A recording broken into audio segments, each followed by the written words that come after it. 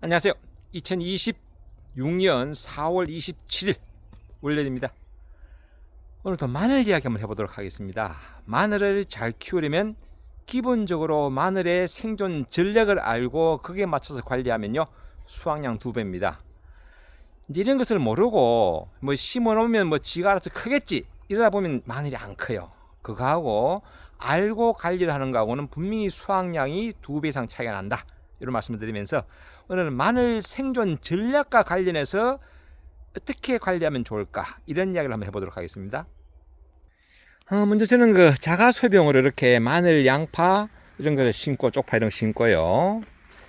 제가 알고 있는 지식을 나눔하고 공유하는 의미에서 이렇게 영상을 찍습니다. 마늘도 조금 심었는데 또 영상 찍는 건 좀 사실 그래요. 그렇지만은 제가 알고 있는 지식을 나눔한다는 의미로 이렇게 영상을 만듭니다. 참고로 저는 농협에서 35년간 병해충 상담 처방 현장 지도형을 했고요. 그리고 대학에서 원예를 전공했습니다.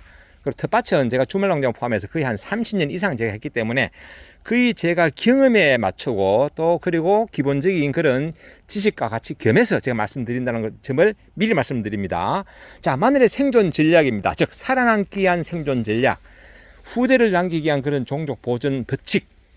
마늘은 기본적으로 두 가지입니다. 모든 작물은요, 종자나 아니면 어떤 영양체가 있어야 됩니다. 그래서 종자가 생긴 것을 종자 번식이라고 하고요. 영양물질로, 영양체로 번식하는 것을 이제 영양 번식이라고 하는데요. 마늘 같은 경우는 종자, 씨앗이 생기는 것이 아니라 영양체 번식을 합니다. 양파 같은 경우는 씨앗이 생기니까 종자 번식이죠. 자, 마늘 같은 경우는요, 기본적으로 이런 마늘은요, 잎이 널찍널찍 희한하죠. 예. 지금 이런 마늘 같은 경우는 두 가지 번식 방법이 있습니다. 첫째, 이제 요건 참고로 요거는 홍산 마늘입니다. 기본적으로 이제 5월 저희 집 같은 경우는 지금 남쪽은 벌써 올라오겠죠. 저희 집 같은 경우는 한 5월 5일에서 5월 10일 그 사이쯤 되면요, 이게 주화가 올라옵니다. 주화가 올라서, 그러니까 마늘종이 오르는 거죠. 마늘종이 올라서 그 위에 주화가 생깁니다. 주화도 영양 번식을 하는 번식체거든요. 그리고 첫 번째 번식 방법. 두 번째는 이제 모든 영양 물질이 밑으로 내려가서 마늘통이 커지는, 즉 마늘 쪽을 나중에 분리해서 심는 종구 번식을 하죠. 두 가지 번식 방법이 있다 보니까 모든 영양을 어디로 보낸다? 주화로 보내든지 밑으로 보냅니다. 그렇기 때문에 마늘종이 올라오면 최대한 빨리 잘라줘라. 이게 마늘통을 굵게 하는 방법입니다. 그래서 마늘통이 종이 올라오면요, 한 5 내지 10cm 올라오면요, 잘라주는 게 맞습니다. 이거를 마늘종을 뽑아주는 경우도 있어요. 이제 물론 저쪽 남도 지방에는요, 남부 지방에는 마늘종을 뽑아가지고 수익을 더 많이 내기 때문에 평당 마늘종 수익가도 적은 건 아니거든요. 그런 경우는 최대한 무게를 많이 내기 위해서 좀 길게 해서 뽑아주는데요. 이제 그런 경우는 생각해보시오, 상상해보시오. 지금 마늘 잎이 모여서 줄기가 되었습니다. 흔히 할 말로 이건 사실 줄기는 아니지만 줄기처럼 된 거예요.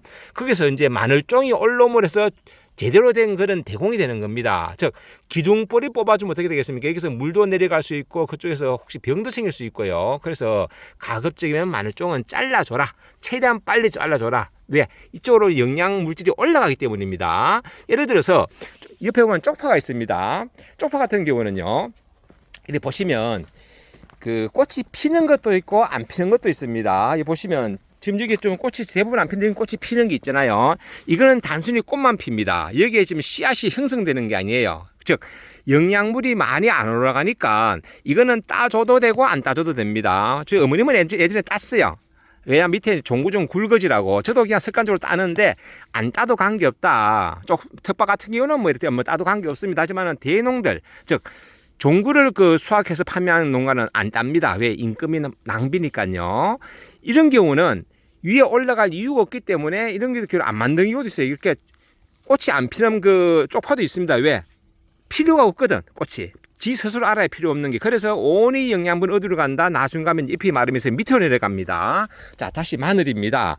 마늘은 그렇기 때문에 이렇게 이제 마늘종이 없어지면요, 결과적으로 얘는 뭘 하는가 하면요, 마지막에는요, 모든 영양물이 밑으로 내려갑니다. 내려가서 이게 이제 이런 영양물질이 내려가서 어떻게 되는가 하면요, 마지막에 가면요, 잎이 한 두세 개 남고 밑에 건 누렇게 마릅니다. 마르고 가는 게 얘들 어디로 가느냐? 밑으로 내려갑니다. 자, 그러면 이렇게 중요한 시기에 이런 물질들이 밑으로 내려갈 때 뭐가 필요하다? 물이 필요합니다. 마찬가지로 잎은 공장이잖아요. 얘들은요, 이제 지가 살려고 제일 먼저 뭘 하느냐? 이런 잎을 만듭니다. 잎을 이렇게 만들어 가지고 이렇게 이제 홍산 마늘 같은 경우는 참고로 코끼리 마늘이고요. 요건 홍산 마늘인데요. 이렇게 잎을 만들어 가지고 광합성을 할 수 있는 공장을 최대한 많이 만듭니다. 이제 어느 정도 만들면 더 이상 만들면 안 되잖아요. 그때부터는 잎이 이렇게 두툼해집니다.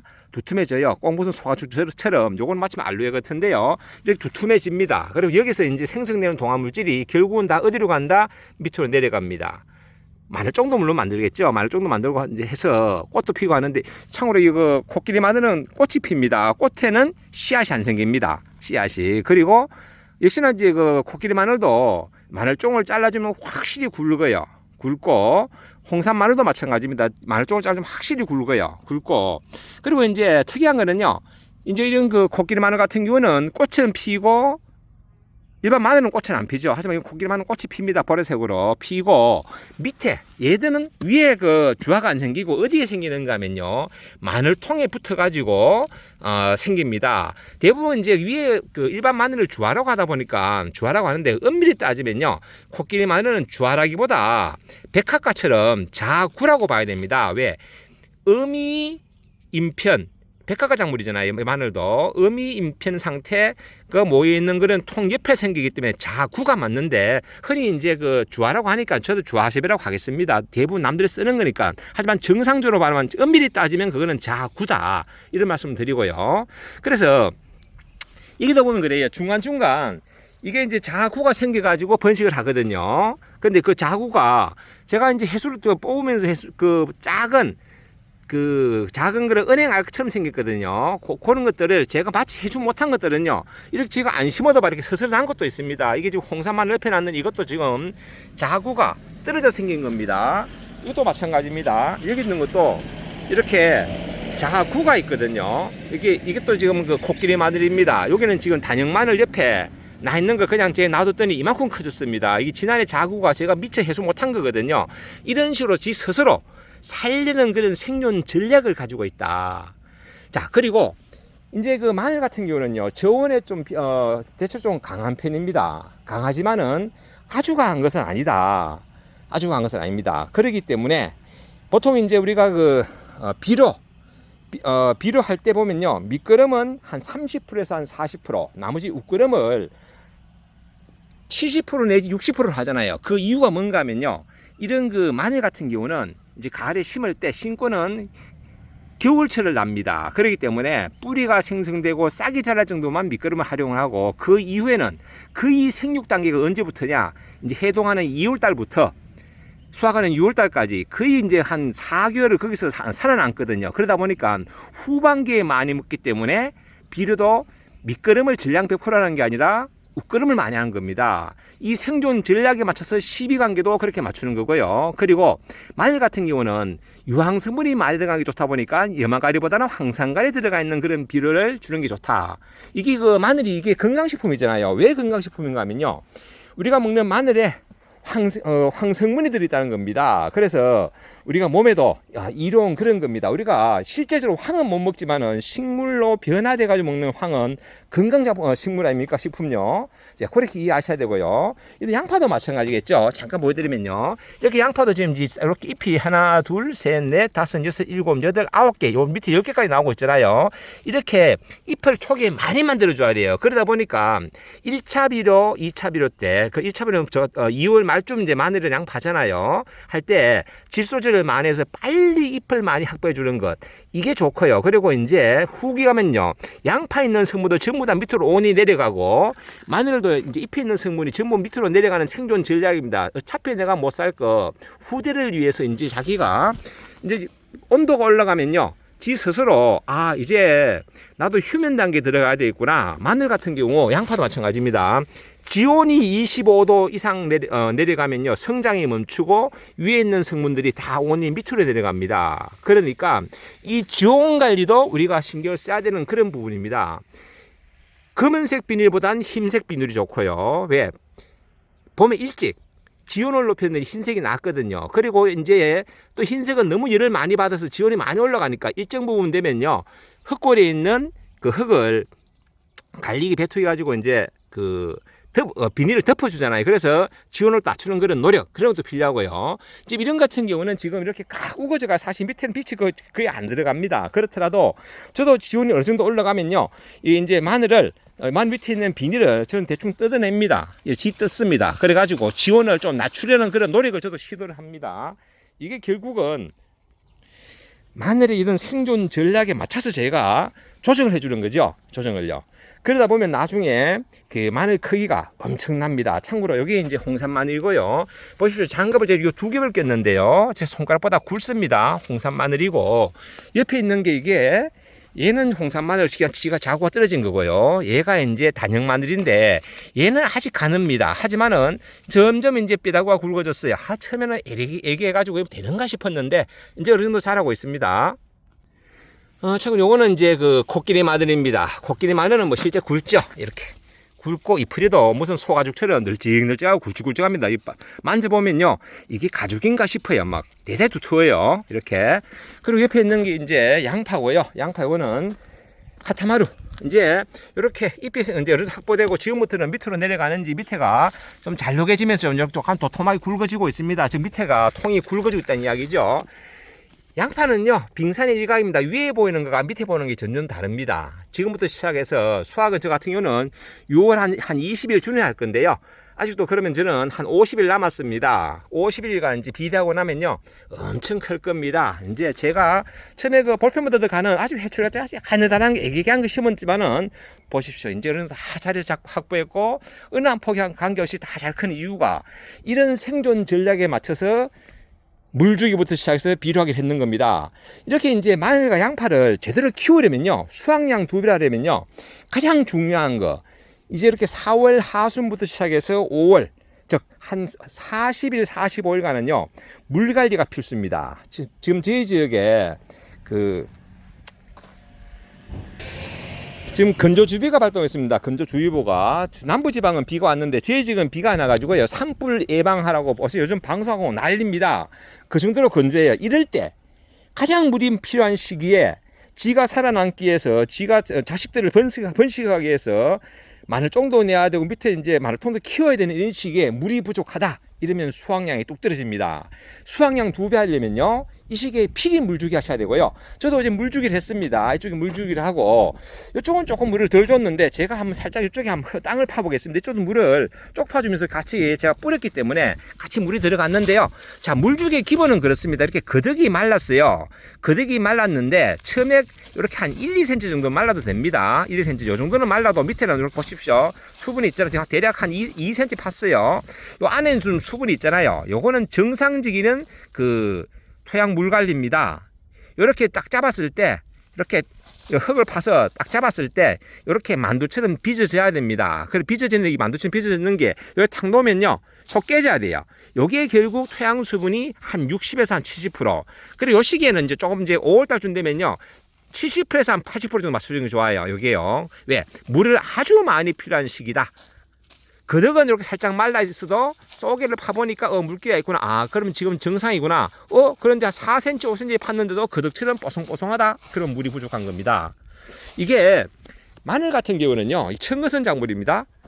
즉 청거성 작물이라는 거는 처음에 심을 때 심는 깊이도 얕게 심을수록 커진다는 이야기입니다. 하지만 우리나라는 뭡니까? 겨울에 한파가 있잖아요. 그러다 보니까 평균 5cm 정도로 심고요. 추운 곳은 5 내지 7cm 정도로 심습니다. 그리고 심고는 이제 특히 마늘은 월동 온도가 지온입니다. 지온으로 영하 7도입니다. 영하 7도 이하로 내려가면 동해를 받아서 죽을 수가 있다. 그렇기 때문에 뭡니까?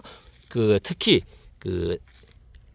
난지역 마늘인 대서 마늘이나 이런 것들은 우리가 부직포로 덮어줍니다. 덮어주면서 지온이 더 이상 떨어지지 않도록 해주는 거죠. 그러면서 또 서리발 피해라든지 이런 것도, 서리발 피해가 생기면 어떻게 됩니까? 냉기가 들어가고 결국 또 땅도 건조해지기 때문에 이 마늘이 죽잖아요. 그거를 맞춰주기 위해서 우리가 그런 그 부주포 같은 거 해가지고 겨울에 보온 조치하는 겁니다. 이런 우리가 그 마늘의 특성이나 생리를 맞춰서 관리를 제대로 해주는 거, 그게 대단히 중요하고요. 이제 이맘때쯤 되면 얘들도요, 이제 마늘은 고온이 되면요, 입마름병이 옵니다. 지가 알아요. 그러다 보니까 지 스스로 이 마늘 잎을 가죽처럼 두툼하게 만듭니다. 최대한. 이럴 때 우리가 약을 좀 쳐가지고 입마름병이나 녹병 미리 좀 예방해 주시면요, 훨씬 수확량이 2배로 성장하는데, 높이는데 도움이 된다, 이런 말씀드립니다. 특히 녹병 같은 경우는요, 2월 말부터 시작해서 주기적으로 방제해 주셔야 되지, 이제 생겼네, 잡아볼까, 이러면 안 돼요. 항상 예방이 주로. 얘도 지 스스로 미리 몸을 키우고 뿌리를 키우듯이 우리도 병해충 방제도 거기에 맞춰서, 마늘의 특성에 맞춰서, 마늘의 생존 전략에 맞춰서 우리가 재배 관리 해줘야지. 이렇게 지금 보기에 좀 건강해 보이잖아요. 아마 이런 거는 나중에 제가 수확할 때도 보여줄 겁니다. 홍산 마늘이나 저쪽에 대서 마늘, 잠깐 대서 마늘 보여드릴까요? 이게 대서 마늘인데요. 이 대서 마늘도 마찬가지고요. 이런 것들이 나중에 제가 수확할 때 보여드리겠지만은, 밑에 풀이 마르는 건 이거 극히 정상입니다. 이런 것들이 말라 밑에 내려가는 건 이건 병 아닙니다. 이게 지금 보이시죠? 손가락보다 굵잖아요. 이런 거는 나중에 캐보면요, 요 한 1학 손가락 한 개 깍 쥐고 삼지 옆에 손가락 2개나 3개 이상은 최소한 붙여야 될 정도 크게 나옵니다. 지난해 해보니까요, 제 거 대서 마늘이 보니까 1학 4지가 나오더라고요. 1학 4지. 그럼 대박 아닙니까? 농산 그래 지면 대박입니다. 제가 이런 농사 지니까요, 우리 후배가 와서 그러더라고요. 형님, 마늘 양파 솜씨가 키 좋은데 차라리 논을 하지 말고 다 마늘 양파 심으면 훨씬 돈을 많이 벌 건데 왜 그러냐고 좀 많이 지라고 하더라고요. 저는 됐다고요. 저는 그냥 이렇게 자가소비용 정도만 짓고, 제가 알고 있는 지식을 이렇게 품종별로 다양하게 심어가지고 비교 검토하면서 다른 분들에게 좀 지식을 나눔하는 그런 의미입니다. 요거는 지금 그 한지영 의성마늘입니다. 처음에 애기 크더니요, 이제 좀 어느 정도 좀 자리를 잡아가고 있습니다. 이거는 뭐 진짜 홍산마늘이나 대서마늘, 코끼리마늘 비하면요, 진짜 애기입니다, 애기. 그래서 사람들이 의성마늘을 자꾸 줄이고요, 이제는 자꾸 난지형, 저는 또 양이 많이 나오는, 수확량이 많은 대서마늘이나 홍산마늘을 키우는 거 아닌가, 그런 말씀을 드려봅니다. 오늘 또 영상이 많이 길어졌네요. 궁금하신 거는 댓글로 질문 바랍니다. 마늘, 양파 관계없이 다른 작물도 마찬가지입니다. 어떤 작물도 관계없고 어떤 영상 관계없이 질문하시면 제가 닭걸이나 닭걸 영상 드리도록 하겠습니다. 참고로요, 오늘도 보니까 그런 경우 있는데요, 똑같은 질문을 복사를 해서 여러 영상에 올리신 분 계세요. 그러면 제가 다 답글을 달아주기 곤란합니다. 또 그분이 어느 댓글에 또 답글을 보실지 모르니까 제가 자꾸 답글을 달아줍니다. 그러다 보니까 그게 다 사실은 소모적인 거거든요. 질문은, 동일한 질문은 복사해서 이렇게 붙이지 말고요, 하나만 질문하시면 제가 답글을 드립니다. 그리고 댓글 밑에 대댓글 질문은 제가 혹시 못 볼 수가 있습니다. 그건 좀 참고 바랍니다. 늘 멋진 날 되십시오. 감사합니다.